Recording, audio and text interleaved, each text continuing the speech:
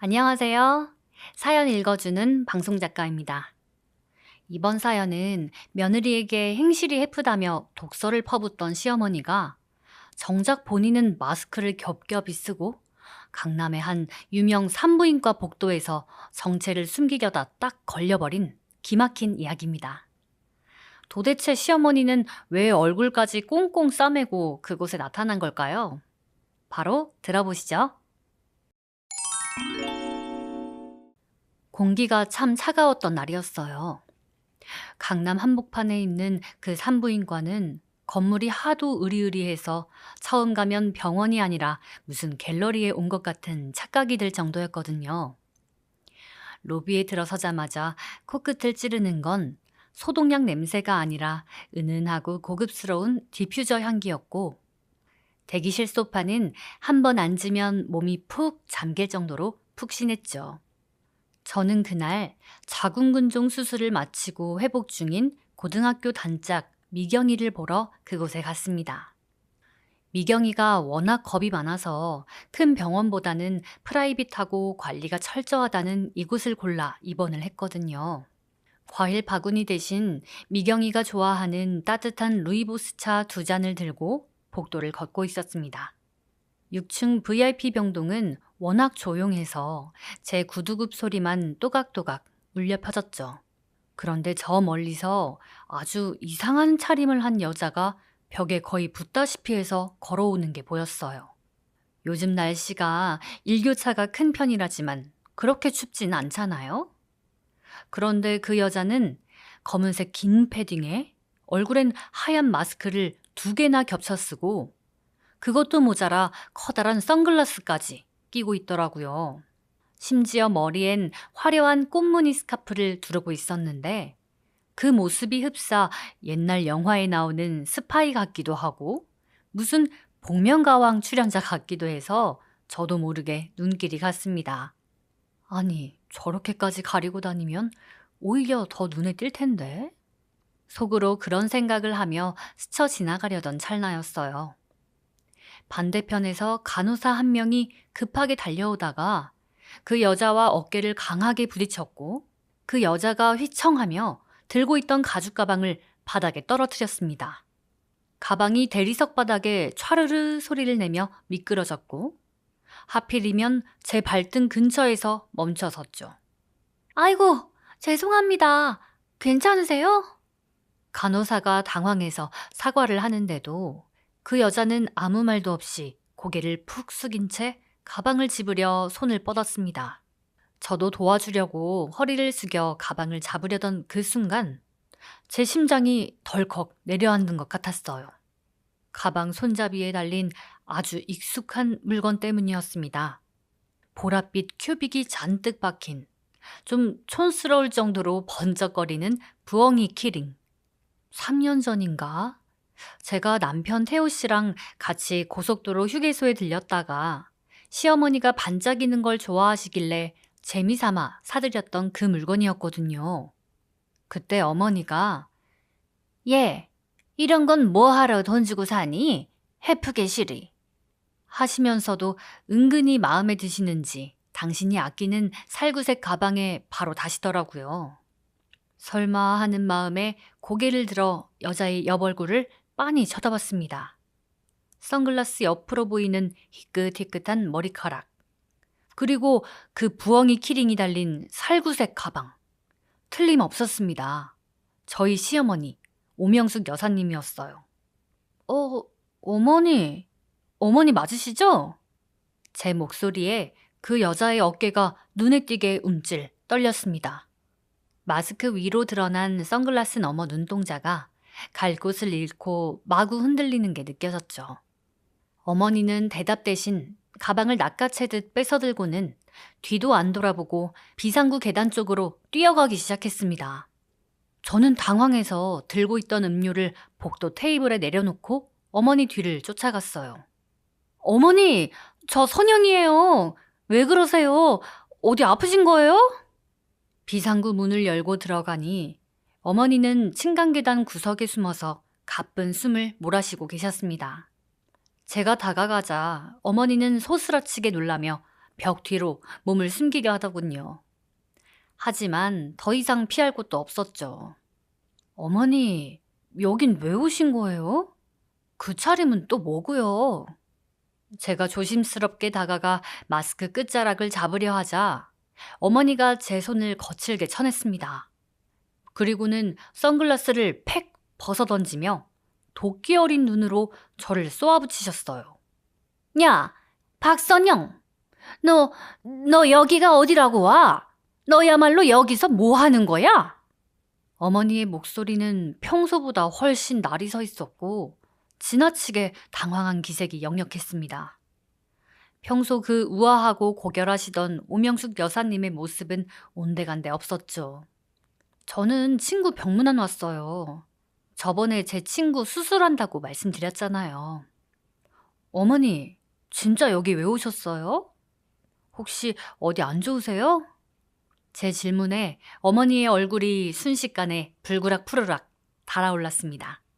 입술을 파르르 떨며 저를 노려보시던 어머니는 갑자기 제 팔목을 꽉 움켜쥐고 구석진 계단 밑으로 저를 끌고 내려갔습니다.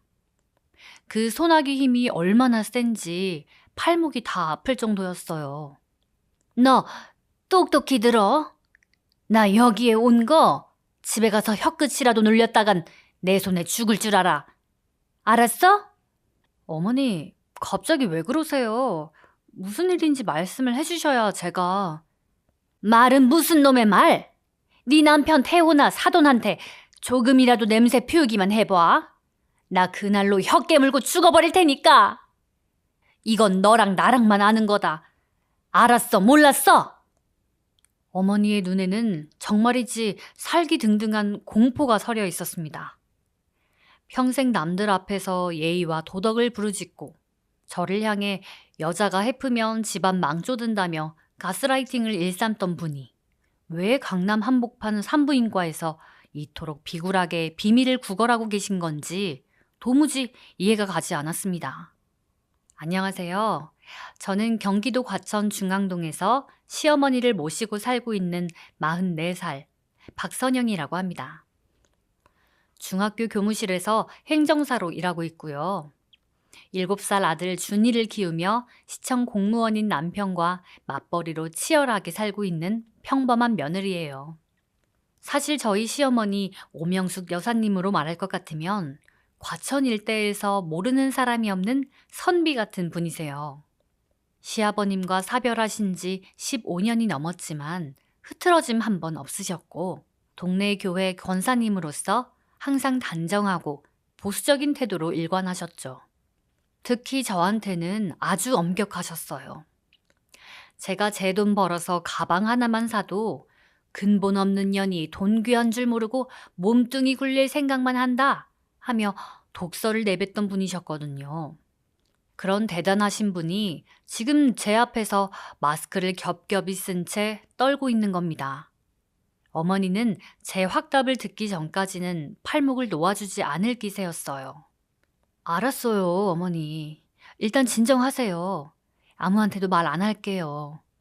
그러니까 진정하시고 말씀해 보세요. 어디 편찮으신 거예요? 제 대답에 어머니는 그제야 긴장이 풀린 듯 벽을 짚고 주저앉았습니다. 선글라스를 다시 고쳤으며 웅얼거리듯 말씀하시더군요. 그냥 나이 먹으니 검사할 게 좀 있어서 왔다. 별일 아니니까 토달지 마라. 어머니는 그렇게 말씀하시고는 도망치듯 비상구를 빠져나갔습니다. 저는 멍하니 계단에 서서 한참 동안 어머니가 사라진 쪽을 바라봤어요.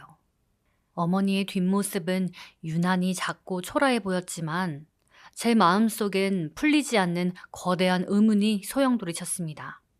평생을 지조와 절약의 화신처럼 굴던 그분이 왜 과천에서 한참이나 떨어진 강남의 화려한 산부인과를, 그것도 범죄자처럼 변장까지 하고 찾아오신 걸까요? 집으로 돌아오는 길, 자꾸만 아까 어머니가 떨어뜨린 가방에서 쏟아졌던 분홍색 약봉투 하나가 머릿속을 맴돌았습니다. 그때 얼핏 본 약봉투엔 부인과 호르몬이라는 글자가 적혀 있었거든요. 어머니의 그 당황스러운 눈빛과 살기 어린 경고. 그건 단순한 정기검진을 온 사람의 반응이 아니었습니다. 저는 결심했습니다. 시어머니가 그토록 숨기고 싶어하는 그 지독한 비밀이 무엇인지, 그리고 그동안 저를 향해 퍼부었던 그 모진 말들이 과연 어떤 위선에서 나온 것인지 반드시 알아내야겠다고 말이죠.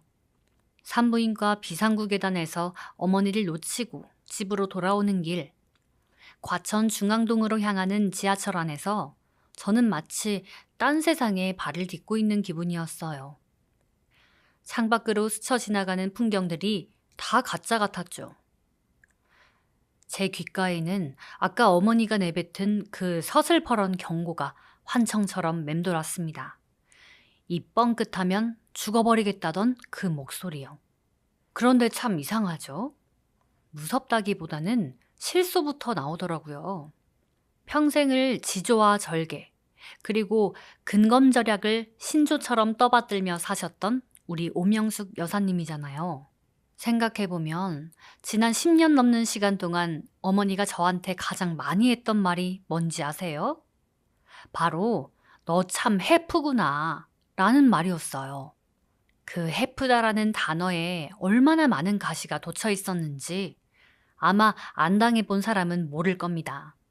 기억을 더듬어 보면 재작년 추석 때 일이 생생해요. 맞벌이 하면서 아들 준이 키우느라 정신없이 살다가 모처럼 큰맘 먹고 제 자신에게 선물을 하나 했거든요. 명절 보너스 받은 걸로 70만 원 정도 하는 브랜드 가방을 하나 샀어요. 3년 동안 가방 한 번 안 사고 버텼으니 이 정도는 괜찮겠지 싶었죠.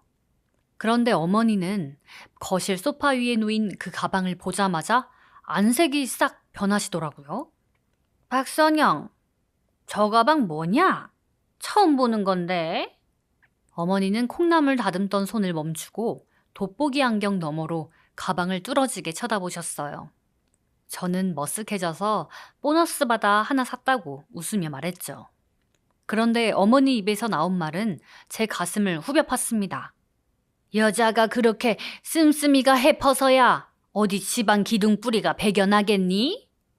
너 같은 애들이 돈만 해픈 줄 아니? 돈 쓰는 게 해픈 것들은 몸뚱이 놀리는 것도 해픈 법이다. 근본 없는 태생이라 그런가? 어쩜 그렇게 천박하게 돈 자랑을 못해서 안달이야? 몸뚱이 놀리는 것도 해프다니요. 며느리한테 할 소린가요, 그게? 옆에서 듣던 남편 태호 씨가 엄마, 선영이가 자기 돈 벌어서 산 건데 왜 그래요? 라고 한마디 거들었지만 어머니는 오히려 남편까지 싸잡아 욕하셨죠. 너는 마누라가 밖에서 저렇게 해프게 굴고 다니는데 잠이 오냐? 저러다 딴 생각 품는 건 한순간이다. 라면서요. 그뿐만이 아니에요.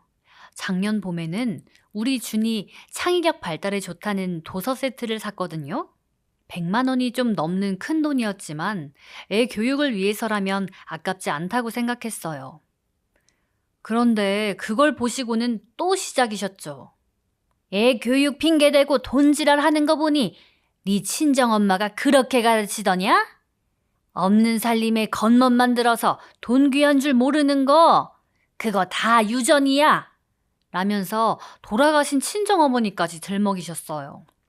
속에 천불이 나면서도 어느 정도 이해는 되는 게 사실 어머니는 과천에서 소문난 청렴의 화신이었거든요. 시장에서 콩나물 500원 깎으려고 30분을 실랑이 하고 10년 넘은 낡은 속옷을 기워 입으면서도 교회 헌금 봉투에는 누구보다 당당하게 당신 성함을 적어 넣던 분이었죠.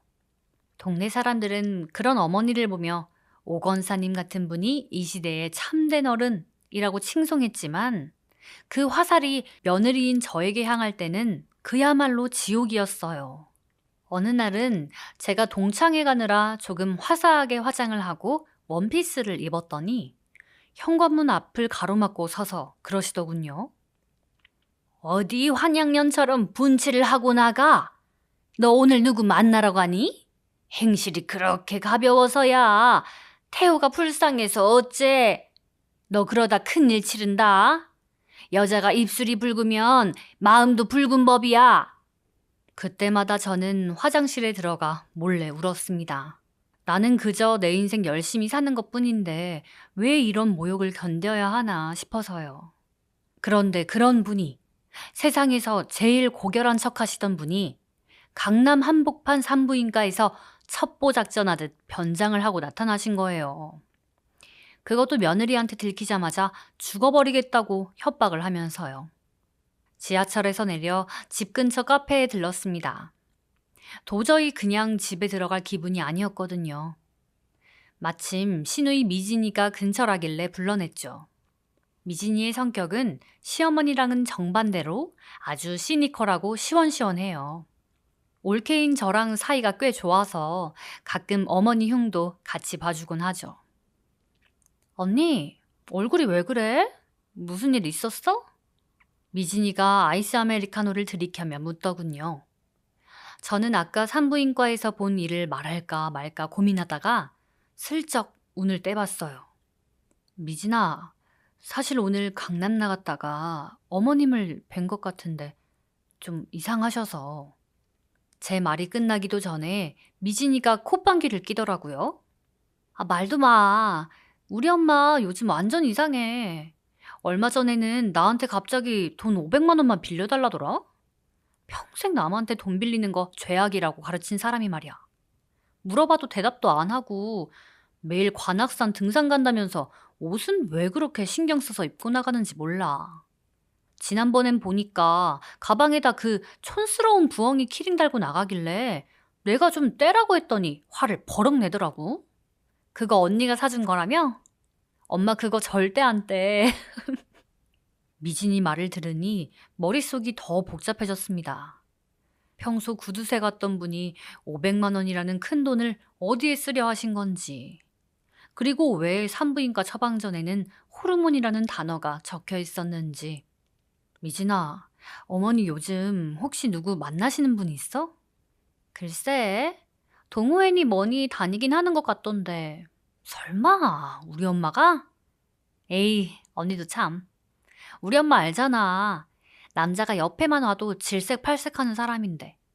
근데 요새 좀 유난히 거울 보는 시간이 늘긴 했어. 화장품도 비싼 거 하나 샀나 보더라고. 냄새가 아주 진동을 해. 뭐라? 그러고 보니 우리 오명숙 여사님 좀 의심스럽네. 미진이와의 대화를 끝내고 집으로 돌아오는 길. 아파트 단지 입구에서 익숙한 살구색 가방을 맨 뒷모습을 봤습니다. 어머니였어요.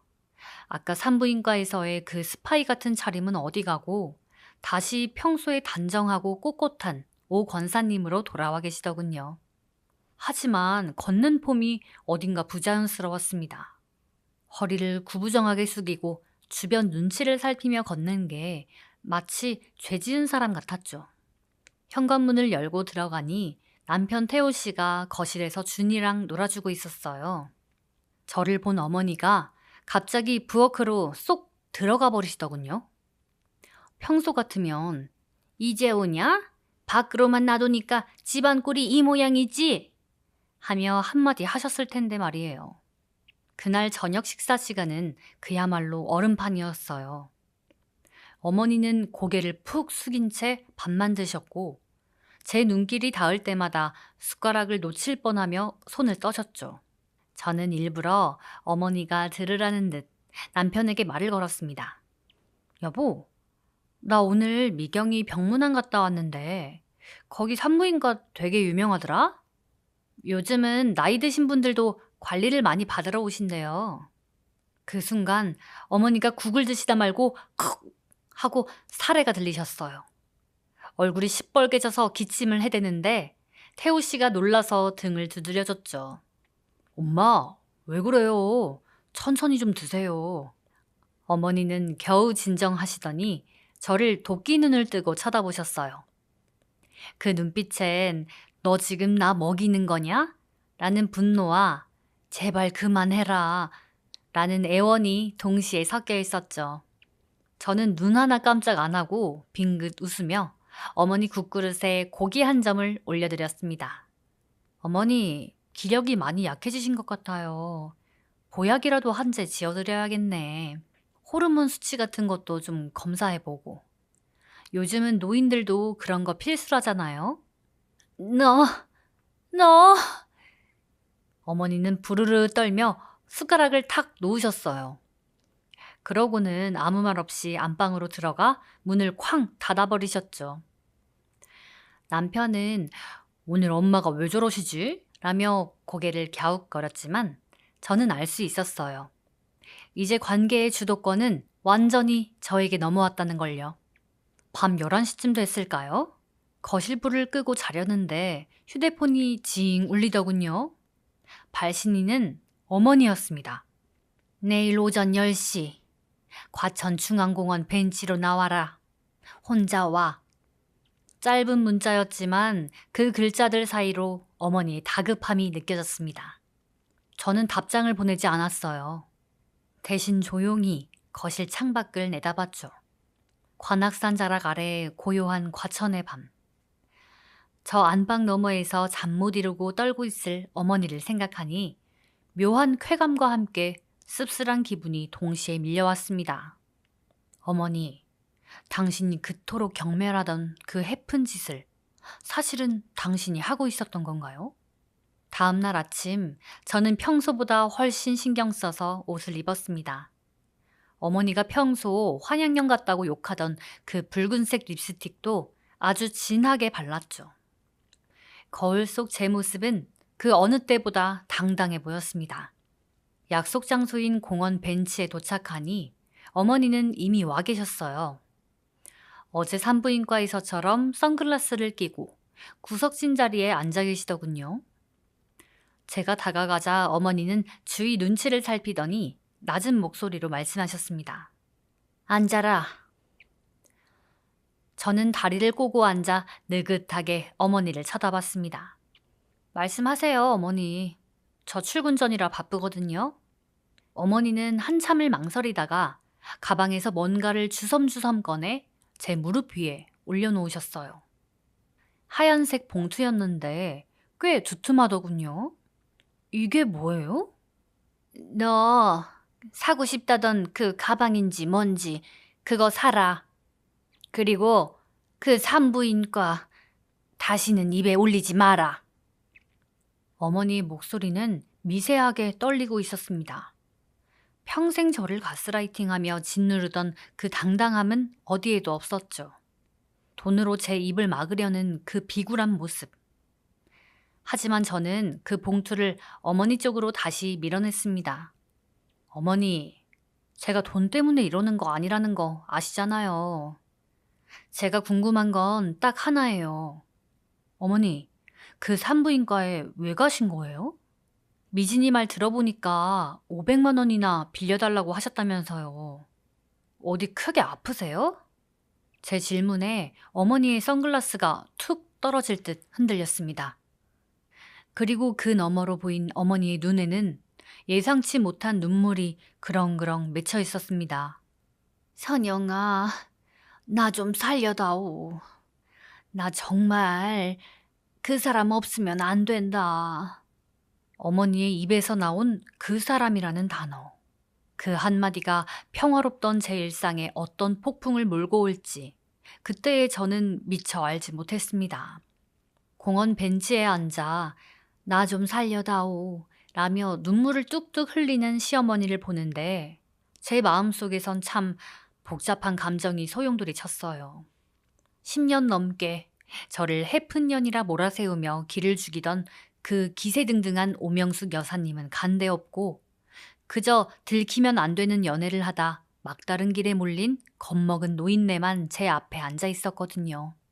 어머니는 선글라스를 다시 고쳐 쓰더니 지나가는 사람들의 눈치를 살피며 떨리는 목소리로 그동안의 일을 털어놓기 시작했습니다.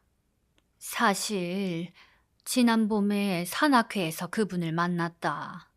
황석호라고 나보다 2살 아래인데 참 점잖은 분이야. 은퇴하고 여유롭게 사시는 분인데 나더러 그러더구나. 평생 남편 뒷바라지하고 자식 키우느라 고생 많았다고. 이제는 본인 인생을 살아야 한다고. 어머니의 입에서 나오는 이야기는 전형적인 황혼 로맨스였어요. 하지만 그 속내를 들여다보니 기가 막히더군요. 그 황 씨라는 분이 어머니에게 은근히 압박을 줬나 봐요. 요즘은 나이가 들어도 부부 사이처럼 친밀하게 지내려면 관리가 필요하다느니 당신은 참 곱지만 조금만 더 신경 쓰면 훨씬 사랑스러울 거다라느니 하면서요. 평생 칭찬 한마디 못 듣고 사셨던 어머니는 그 달콤한 말들에 속아 넘어가 그분이 추천해준 강남의 산부인과를 방문하셨던 거죠. 그 사람이 그곳이 좀 안 좋다고 하면 치료도 받아야 한다고 하고 또 요즘은 왜 그런 수술 있지 않니? 회춘하는 수술? 그런 것도 많이들 한다고 해서 나는 정말 그 사람한테 잘 보이고 싶었다. 선영아, 나이 70에 이게 무슨 망신인가 싶다가도 그 사람이 내 손을 잡아주면 세상 근심이 다 사라지는 것 같았어. 어머니는 창피함도 잊은 채 그 황씨라는 남자가 얼마나 자상한지를 한참이나 떠들어댔습니다. 저는 그 이야기를 들으면서 헛웃음이 나왔어요. 며느리가 새 옷 한 벌 사는 건 몸뚱이 놀리는 짓이라더니 본인은 연하남 비위 맞추려고 강남까지 가서 이쁜이 수술을 고민하고 계셨다니요. 정말이지 인생은 알다가도 모를 일입니다. 그날 이후 저희 집의 풍경은 180도 달라졌습니다. 평소 같으면 제가 퇴근해서 돌아왔을 때 거실 소파에 딱 버티고 앉아 집안 꼴이 이게 뭐냐? 여자가 밖으로만 도니 먼지가 쌓이지. 라며 타박하시던 어머니가 이제는 현관문 열리는 소리만 나면 버선발로 뛰어나오시더라고요. 어머, 우리 선영이 왔니? 고생 많았다.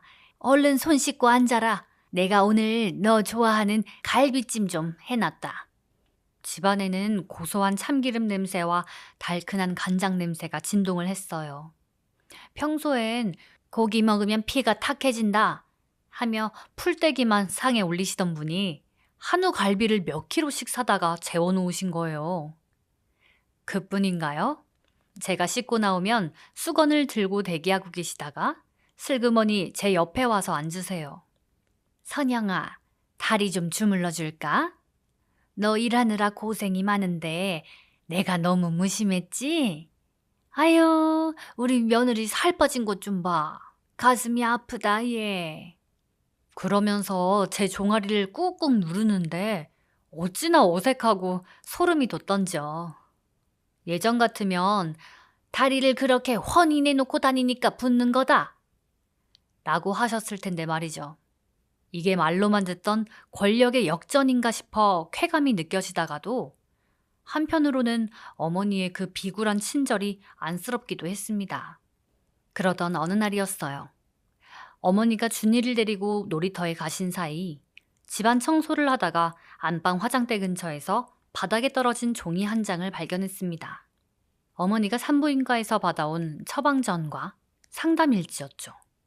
호기심을 이기지 못하고 내용을 훑어보던 저는 그만 자리에 주저앉고 말았습니다. 처방전에는 클라미디아라는 이름의 성병 치료약이 적혀 있었고 상담 일지에는 질성형 수술 및 레이저 시술 견적이 빼곡하게 적혀 있었거든요. 칠순 잔치를 앞둔 시어머니가 성병 치료라니요. 그리고 그 나이에 무슨 수술을 하겠다고 수백만 원짜리 견적서를 받아오신 건지. 처음엔 정말 노망이 나셨나 싶어 화가 치밀었습니다. 저를 그토록 천박하다고 몰아세우던 분의 실체가 고작 이런 것이었나 싶어서요. 그런데 처방전 옆에 놓인 어머니의 낡은 속옷 하나가 눈에 들어왔습니다. 허리 밴드가 다 늘어나고 곳곳이 해진 시장에서 몇 장에 10,000원 하는 그 저렴한 속옷요. 겉으로는 강남 병원을 다니며 수백만 원을 쓰겠다고 상담을 받으면서도 정작 당신 몸에 닿는 속옷 하나 새로 사지 못해 기워 입고 계셨던 겁니다. 이 사람도 결국은 그냥 여자였구나. 누군가에게 사랑받고 싶고 예뻐 보이고 싶어서 안달이 난 그런 외로운 여자였어. 그 낡은 속옷을 보는데 묘한 연민이 밀려왔습니다. 남편과 사별하고 홀로 자식들 키우며 도덕이라는 감옥에 스스로를 가두고 사셨을 어머니. 그러다 늦은 나이에 찾아온 정체 모를 사랑이라는 것에 눈이 멀어 당신의 평생 신조마저 내팽개치고 강남까지 달려가셨을 그 마음이 아주 조금은 이해가 갈 것도 같았죠. 저는 조용히 그 서류들을 원래 있던 자리에 가져다 놓았습니다. 그리고 어머니께는 모르는 척하기로 마음먹었죠. 하지만 평화는 오래가지 않았습니다. 우리 집의 귀여운 스파이 7살 준이가 사건을 터뜨렸거든요. 어느 날 저녁, 온 가족이 모여 과일을 먹고 있는데 준이가 갑자기 할머니 가방에서 뭔가를 꺼내오더니 제 앞에 툭 던졌습니다. 엄마, 이거 봐. 할머니가 이거 입에다 막 발라. 근데 할머니 입에서 이상한 냄새나. 준이가 들고 온 건 진한 장미향이 나는 구강 청결제와 처음 보는 화려한 색깔의 립스틱이었어요. 어머니는 사색이 되어 준이 손에서 그것들을 뺏으려 하셨죠. 아유, 준아, 할머니 거 만지면 안 돼. 얼른 이리 내놔. 싫어. 할머니, 아까 화장실에서 거울 보고 뽀뽀도 했잖아. 석호씨, 이러면서. 석호씨가 누구야? 할머니 친구야? 준이의 천진난만한 폭로에 거실은 순식간에 정적이 흘렀습니다. 남편 태호 씨의 눈썹이 꿈틀거렸죠. 엄마, 석호가 누구예요? 준이가 무슨 소리를 하는 거야? 어머니는 얼굴이 홍당무가 되어서는 어쩔 줄 몰라 하셨어요. 아니야. 준이가 잘못 들은 거야. TV에 나오는 트로트 가수 이름이야. 트로트 가수 황석호. 어머니는 서둘러 준이를 데리고 방으로 피신하셨지만 태호 씨의 의심 섞인 눈초리는 가라앉지 않았습니다. 저 역시 가슴이 두근거렸어요. 제가 지켜주기로 한 비밀이 준이의 입을 통해 터져나올 줄은 몰랐거든요. 그날 밤 남편은 잠자리에 누워서도 계속 뒤척였습니다. 선영아, 우리 엄마 요즘 진짜 이상하지 않아? 평소에 안 하던 화장을 하질 않나? 혼잣말을 하질 않나? 아까 준이가 말한 그 이름 나 어디서 들어본 것 같은데? 저는 침을 꼴깍 삼키며 대답했습니다. 트로트 가수니까 한 번은 들어보지 않았을까? 요즘 트로트 방송이 인기잖아. 아니, 그런 문제가 아니야. 오늘 엄마 통장 정리를 도와드리다가 봤는데 정기예금에서 500만 원이 빠져나갔더라고. 엄마 성격에 그 큰 돈을 어디다 썼을까? 당신 혹시 아는 거 없어? 태호 씨의 목소리가 낮게 깔렸습니다. 남편은 과천시청에서 근무하며 워낙 꼼꼼하고 치밀한 성격이라 한 번 의심이 시작되면 끝을 보는 사람이거든요. 저는 글쎄, 나도 잘 모르겠네 라며 시선을 피했지만 남편의 의심은 이미 확신으로 바뀌고 있는 것 같았습니다. 다음 날 퇴근길, 집 앞에서 남편을 마주쳤는데 표정이 심상치 않았습니다. 손에는 휴대폰을 꽉 쥔 채 핏줄이 서 있었죠. 선영아, 엄마 지금 어디 계셔? 어머니? 준이 학원 데리러 가셨을 텐데 왜요? 무슨 일 있어요? 태호 씨는 대답 대신 제게 휴대폰 화면을 보여줬습니다. 거기엔 어머니가 계좌이체한 내역이 문자로 와 있었죠. 황석호, 570만 원. 엄마 무릎 아프시다길래 내가 일전에 500 보내드렸는데 그 돈을 황석호라는 놈한테 보낸 것 같아. 대체 트로트 가수한테 이 큰 돈을 왜 보내신 거야? 그리고 지금 엄마 휴대폰 위치 추적 앱으로 확인해봤는데 준이 학원이 아니라 지금 카페에 계셔. 남편의 불같은 기세에 제가 황급히 대답했습니다. 아니, 아직 학원 끝날 시간 멀었으니까 카페에서 기다리고 계신가 보죠. 하지만 남편의 눈에는 이미 거대한 분노가 끓어오르고 있었습니다. 박선영, 너 뭔가 알고 있지? 엄마한테 대체 무슨 일이 있는 거야?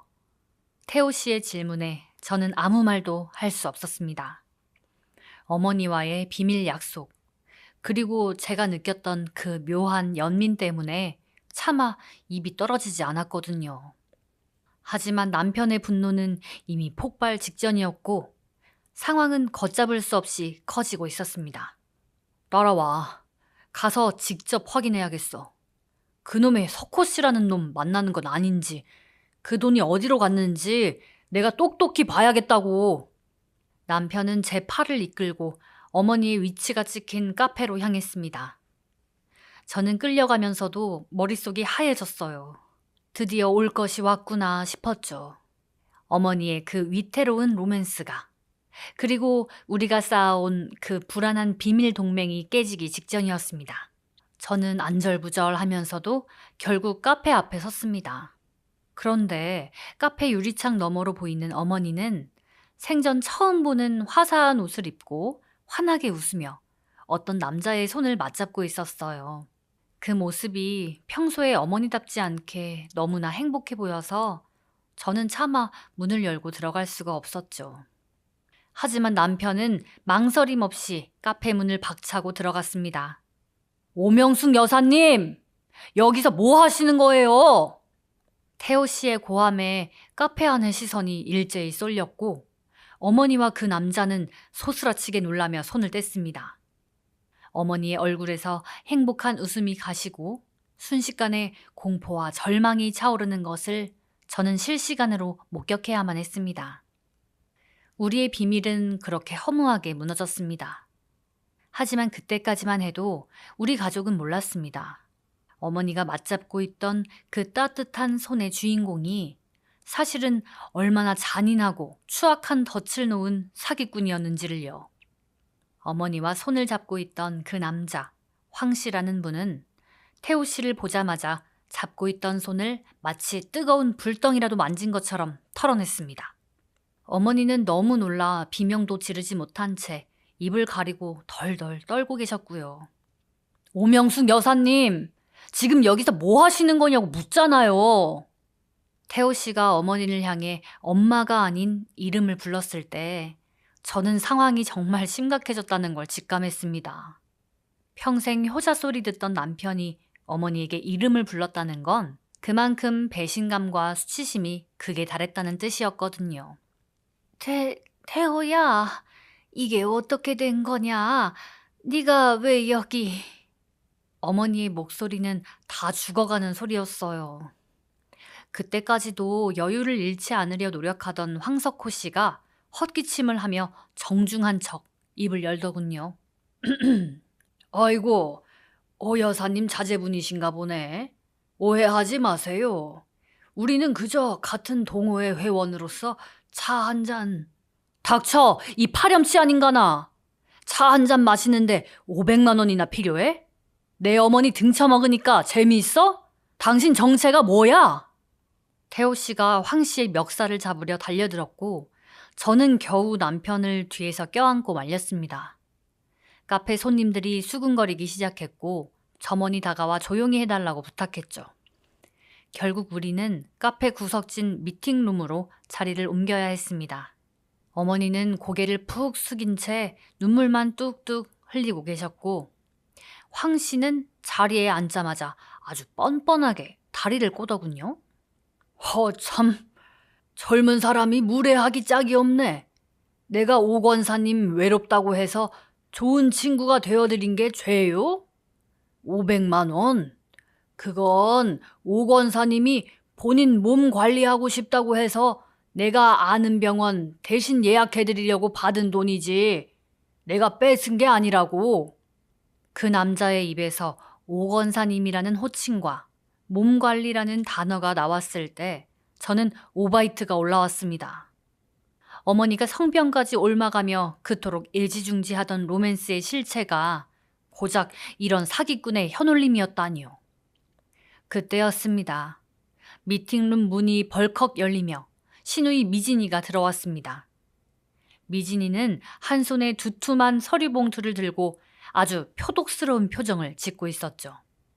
야, 황석호, 너 이 새끼 잘 걸렸다. 미진이의 등판에 황 씨의 안색이 순식간에 흑빛으로 변했습니다.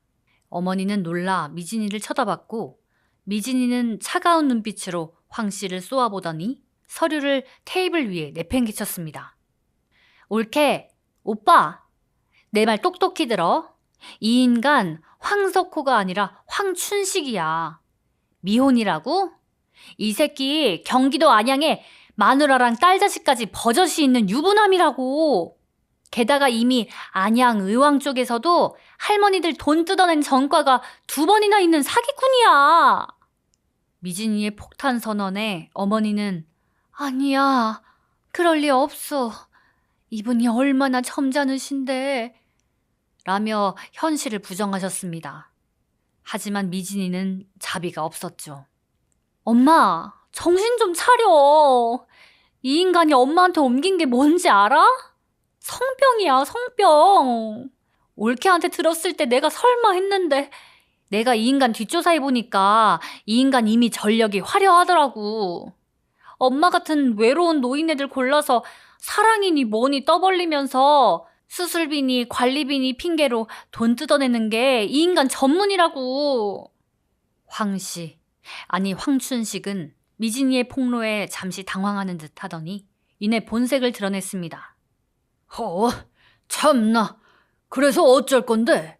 증거 있어? 내가 억지로 돈 뺏었어? 다 오 권사님이 좋아서 준 거야. 그리고 성병? 그거 내가 옮겼다는 증거 있냐고. 당신들이 이러는 거 다 명예훼손이야. 그 뻔뻔함에 남편과 저는 아연실색할 수밖에 없었습니다. 하지만 신우이 미진이는 달랐습니다. 아, 그래? 황춘식 씨, 당신이 소개해줬다는 그 병원 원장이랑 상담실장 이미 내가 다 만나고 왔어요. 당신이 소개 수수료 30% 달라고 했다면서? 그리고 우리 엄마한테 성병 옮긴 거 역학조사 들어가면 당신 바로 끝장인 거 모르세요? 우리 엄마가 평생을 성녀처럼 살았는데 어디서 명예훼손을 들먹여? 이 더러운 새끼가! 미진이가 소리를 지르자 황춘식은 흠칫하며 뒤로 물러났습니다. 하지만 그는 여전히 마누라가 있다는 사실은 부인하려 들었죠.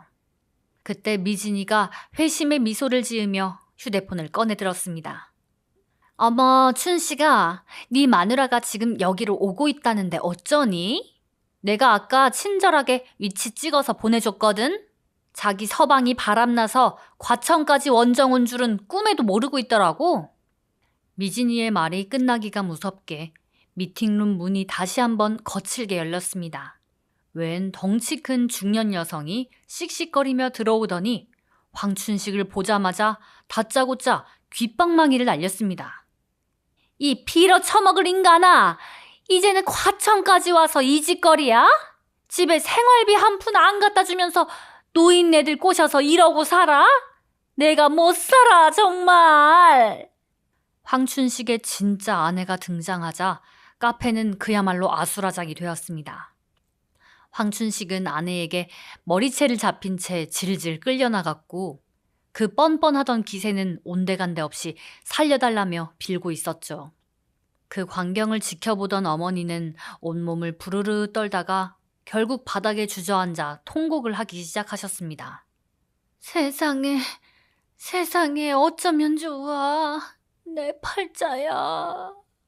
하지만 태호 씨의 반응은 차가웠습니다.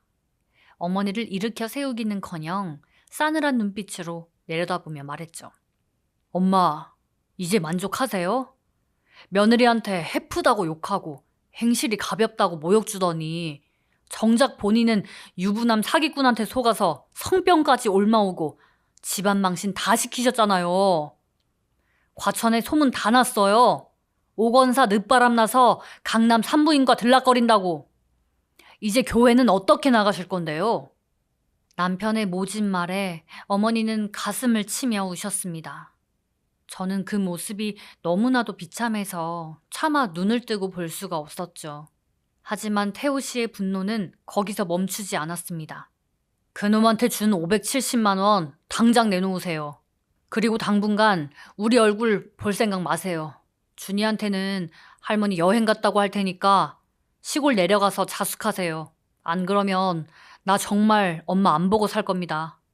남편은 말을 마치고 제 손을 잡아 끌어 카페를 빠져나왔습니다.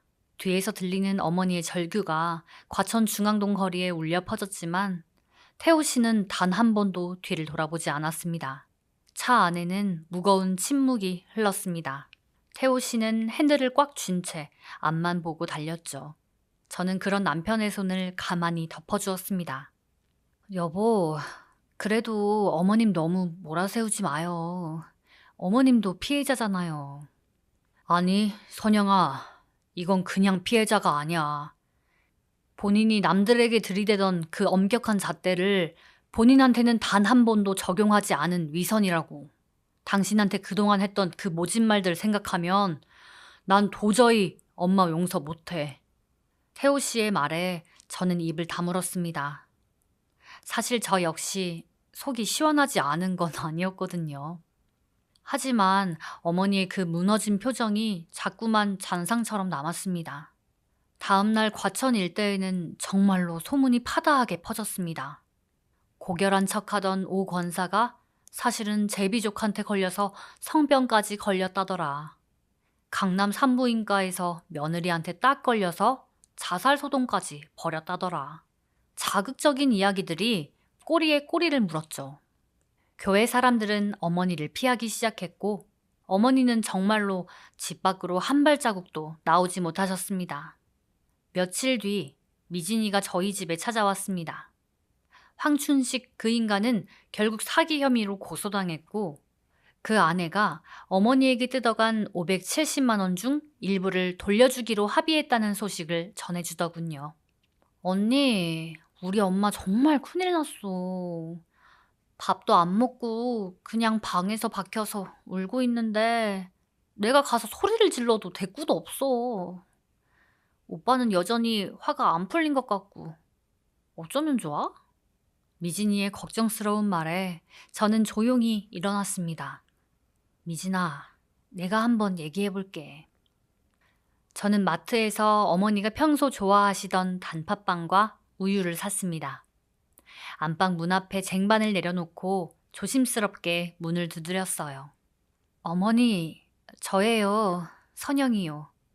문 좀 열어보세요. 안에서는 아무런 기척도 없었습니다. 하지만 가느다란 흐느낌 소리가 문틈 사이로 새어나오고 있었죠. 저는 문 앞에 주저앉아 말을 이어갔습니다. 어머니, 저한테 서운해서 그러시는 거 알아요. 저 욕하셔도 돼요. 근데 밥은 드셔야죠. 어머니 기운 차리셔야 그 인간 제대로 처벌받는 것도 보실 거 아니에요. 한참을 그렇게 문 앞에서 기다렸을까요? 딸깍 소리와 함께 방문이 아주 천천히 열렸습니다. 방 안에서 나온 어머니의 모습은 충격 그 자체였습니다. 며칠 사이에 반쪽이 된 얼굴, 퀭한 눈, 그리고 헝클어진 머리카락. 평생 흐트러짐 없던 오명숙 여사님의 모습은 어디에도 없었습니다. 어머니는 제 얼굴을 보자마자 제 발치를 붙잡고 무너져 내리셨습니다. 선영아, 내가 죽을 죄를 지었다. 내가 너한테 무슨 짓을 했는지 이제야 알겠구나. 나 같은 인간은 죽어야 해. 정말 죽어야 한다. 어머니의 통곡에 제 가슴 한구석이 찌릿하게 아파왔습니다. 그토록 미워하고 원망했던 분이었는데 막상 이렇게 밑바닥까지 무너진 모습을 보니 왠지 모를 슬픔이 더 크게 밀려왔습니다. 저는 어머니를 안아 일으켜 침대에 앉혔습니다. 그리고 어머니의 거친 손을 꼭 잡았죠. 어머니, 이제 다 끝났어요. 그 사기꾼 놈도 죗값 받을 거고 돈도 찾을 거예요. 그러니까 이제 그만 울고 저 좀 보세요. 어머니는 제 눈을 똑바로 쳐다보지 못한 채 고개를 떨궜습니다. 그 꼿꼿하던 어깨가 파도에 깎인 바위처럼 작게 떨리는 걸 보는데 제 마음속에 남아있던 마지막 앙금마저 파르르 흩어지는 기분이었어요. 며칠 동안 환기를 안 해서 그런지 방에서 쾌쾌한 냄새가 났지만 저는 그 냄새보다 어머니의 정수리에 듬성듬성 보이는 흰머리가 더 가슴에 박혔습니다. 제가 드린 단팥빵은 건드리지도 않으시고 어머니는 마른 침을 삼키며 아주 오래전 이야기를 꺼내놓으셨죠. 선영아, 내가 왜 너한테 그렇게 모질게 굴었는지 아니? 내 어머니가 나를 그렇게 키웠단다. 여자는 자고로 돌처럼 살아야 한다고. 돈에 헤프면 마음이 흐려지고 마음에 빈틈이 생기면 몸뚱이가 망가진다고. 네 아버님 일찍 보내고 15년 넘는 세월을 나는 내가 여자인 것도 잊고 살았어. 시장통에서 100원 아끼려고 악다구니를 쓰고 구멍난 속옷을 기워 입으면서 그게 내 훈장인 줄 알았지. 그렇게 나를 옥죄어야만 내가 무너지지 않을 것 같았거든. 어머니의 목소리는 갈라진 논바닥처럼 푸석거렸습니다. 그런데 어느 날 거울을 보니까 그저 쓸쓸히 죽어가는 노파가 하나 서 있더구나. 그때 그 사람이 나타난 거야. 나더러 곱다 해주고 고생 많았다며 손을 잡아주는데 평생 얼음장 같던 내 마음이 순식간에 녹아내리더라. 그게 독약인 줄도 모르고 나는 그 온기가 너무 그리워서 내가 가진 걸 다 내주고라도 그 사람 곁에 있고 싶었어. 네가 새 옷 사고 가방 사는 걸 볼 때마다 사실은 내가 너무 부러웠던 모양이다. 나는 평생 못 해본 걸 너는 너무 당당하게 해내니까 그게 꼴 보기 싫어서 해프다는 말로 너를 깎아내려야만 내 초라한 인생이 정당화되는 것 같았어. 내가 정말 못났다, 선영아. 어머니의 고백은 처절했습니다. 저를 향했던 그 수많은 독설이 사실은 본인의 결핍에서 나온 비명이었다는 사실에 저는 어머니의 거친 손을 더 꽉 쥐어드렸습니다. 우리는 그날 밤 안방 바닥에 나란히 앉아 참 많이도 울었습니다. 어머니는 제 어깨에 기대어 미안하다는 말을 수십 번도 더 반복하셨죠. 며칠 뒤 공기 정화도 할 겸 저는 어머니를 모시고 집 뒤편에 있는 관악산 산책길을 올랐습니다. 공기는 차가웠지만 햇살은 유난히 따뜻해서 걷기 딱 좋은 날이었죠. 어머니는 여전히 사람들의 눈동자가 무서운지 모자를 푹 눌러쓰고 제 팔짱을 꼭 끼고 걸으셨습니다. 어머니, 저기 좀 보세요. 소나무는 겨울에도 저렇게 푸르잖아요. 어머니 인생도 이제 다시 푸르게 시작하면 돼요. 그 사기꾼 놈 때문에 어머니 인생 전체를 부정하지 마세요. 제 말에 어머니가 희미하게 웃으셨습니다. 그때였어요. 산책길 저 멀리서 남편 태호 씨가 아들 준이를 목무등 태우고 걸어오는 게 보였습니다. 사실 제가 미리 태호 씨를 설득해서 불러냈거든요. 남편은 아직 마음이 다 풀리지 않은 듯 뚱한 표정이었지만 준이가 할머니다! 라며 달려가 어머니 품에 안기자 결국 무너지고 말았습니다. 엄마, 이제 좀 괜찮아요? 얼굴이 왜 이렇게 반쪽이 됐어? 태호 씨가 툭 내뱉는 그 한마디에 어머니는 다시 눈시울을 붉히셨습니다. 태호 씨는 쑥스러운지 제 눈을 슬쩍 피하더니 어머니의 다른 쪽 팔짱을 끼고는 배고픈데 맛있는 거나 먹으러 가요. 라며 발걸음을 옮겼습니다. 그날 이후 우리 집에는 작은 변화들이 생겼습니다. 어머니는 더 이상 시장에서 콩나물 값을 깎지 않으세요. 제가 옷을 사거나 화장품을 사도 너한테 참 잘 어울린다 며 먼저 웃어주십니다. 성병 치료도 무사히 끝나셨고 마음의 병도 조금씩 아물어가고 계세요. 지난 주말에는 제가 어머니를 모시고 백화점에 갔습니다. 예전에 어머니가 산부인과에서 들고 계셨던 그 낡은 살구색 가방 대신 아주 세련된 가죽 가방을 하나 골라드렸죠. 어머니는 가격표를 보고 잠시 주춤하시더니 제가 계산대를 향해 카드를 내밀자 제 손을 가만히 잡으셨습니다. 선영아, 이거 너무 비싼 거 아니니? 저는 어머니를 보며 장난스럽게 윙크를 해보였습니다. 어머니, 우리 이제 좀 헤프게 살기로 했잖아요. 돈도 마음도 너무 아끼기만 하면 병나요. 어머니도 이제 좀 누리면서 사세요. 저랑 같이 쇼핑도 다니고 맛집도 다니시면서요. 어머니는 그제야 활짝 웃으셨습니다. 그 웃음은 강남 산부인과에서 보여주셨던 그 불안한 웃음과는 차원이 다른 정말로 평온하고 행복한 웃음이었죠. 가족이라는 게 참 그래요. 때로는 남보다 더 아픈 상처를 주고 지독한 위선으로 서로를 속이기도 하지만 결국 그 상처를 보듬어 줄 수 있는 것도 가족뿐이더라고요. 저는 지금도 어머니와 가끔 그날의 산부인과 첩보전 이야기를 하며 농담을 주고받습니다. 어머니는 이제 내가 그때 미쳤었나 보다 라며 허허 웃어 넘기시죠. 여러분, 혹시 주변에 너무 엄격하고 고집스러운 어른이 계신가요? 어쩌면 그분들도 속으로는 누군가의 따뜻한 손길이 너무나도 그리운 외로운 사람일지도 모릅니다. 저희 시어머니처럼요. 저는 이제 시어머니와 정말 모녀처럼 지냅니다. 저희 어머니가 정말 행복하게 그리고 조금은 해프게 오래오래 제 곁에 있었으면 좋겠네요. 네, 지금까지 경기도 과천 박선영 씨의 사연이었습니다. 어머니의 외로움에 먼저 손을 내밀어준 선영 씨의 용기가 참 따뜻하게 느껴지네요. 며느리에게 들이댔던 그 엄격한 도덕의 잣대가 사실은 본인의 외로움을 감추기 위한 높은 성벽이었다는 사실이 참 마음 아프면서도 많은 생각을 하게 되네요.